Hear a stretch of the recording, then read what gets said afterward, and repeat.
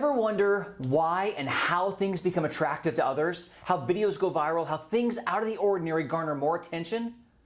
What if there were things you could do to increase your business faster? Well, the answer to all those questions are in Jonah Berger's book, Contagious. And I'm going to share 3 of the 6 principles with you today that, if practiced and applied to your business, you gain an edge over your competition.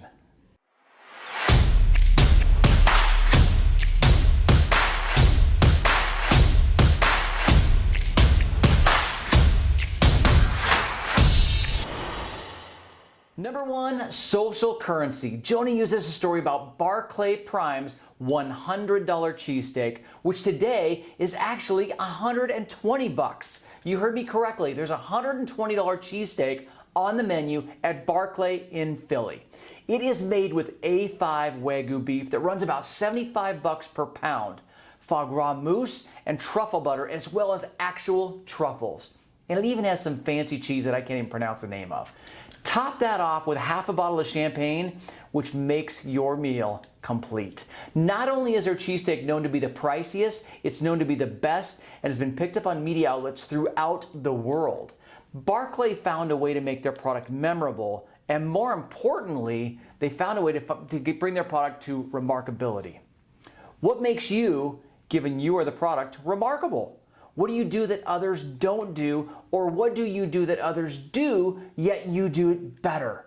Are you on top of your game when it comes to marketing properties, or are you someone who makes the buyer experience like no other? When I was purchasing my home in Vegas, I was having to do everything remotely over Zoom or Messenger, and I was walked through homes digitally, placing just one more barrier between me and my real estate agent.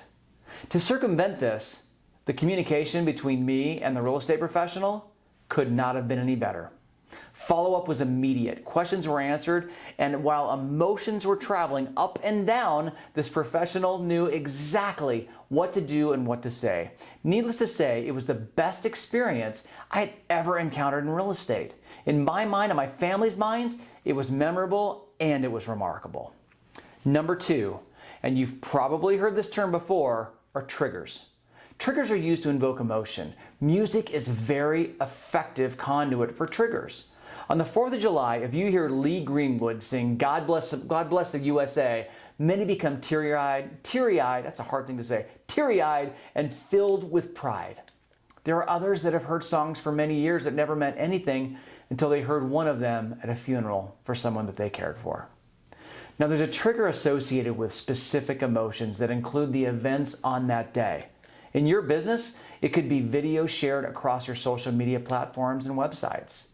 Perhaps you're cooking, spending time with family, donating your time, or simply showcasing a show-stopping home in a very special way. Since a trigger is a stimulus that mentally causes a reaction, it's important to reach your consumers with something they can relate to or that is interesting to them. When you do this, you create an emotion, hopefully positive, that is related to you. As an example, my wife posted a happy anniversary to me this year on social media, and it included various pictures from the 32 years we've been together. That post generated more likes and comments than any other post that she had written. Why? Because it took the audience on a journey that was interesting and relatable. Maybe not the 32 years in marriage, but having a happy relationship in their youth, or maybe in their adult years, or maybe time they spent at an ocean sometime. If you're not interesting, your consumers aren't listening, and the lack of emotion will not generate the trigger that you're truly looking for.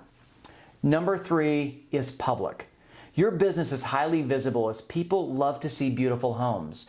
Unlike other products that are hidden or based strictly off of word of mouth, our products are spread amongst numerous platforms and websites as well as active audiences.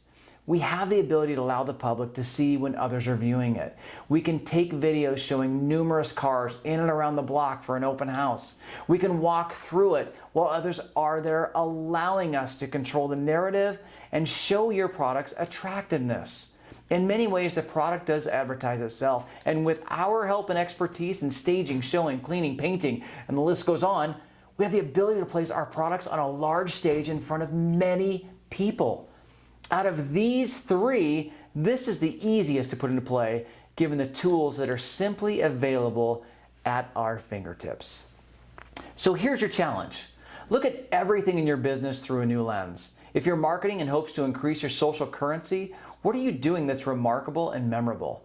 What triggers are you using to influence behaviors positive to you and your business? And lastly, how are you enhancing the experience that you're delivering to the public? What are you doing that no one else is doing, or what are you doing better than they are doing? It's not that difficult. If you're wondering how things go viral, you now have some knowledge and can see that virality has a recipe.